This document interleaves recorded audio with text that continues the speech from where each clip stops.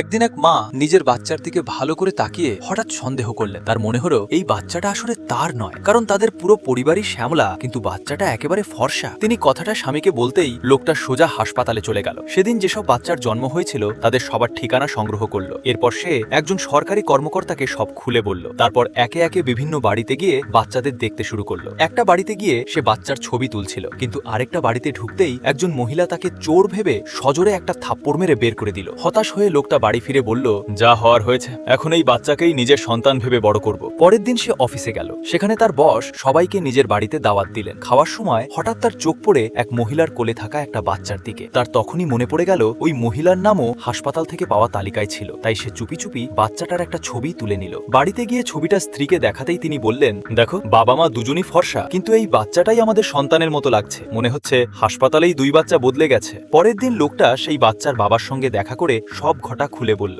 কিন্তু তিনি কথাটা বিশ্বাসই করলেন না। উল্টো লোকটাকে পাগল ভেবে সেখান থেকে তাড়িয়ে দিলেন।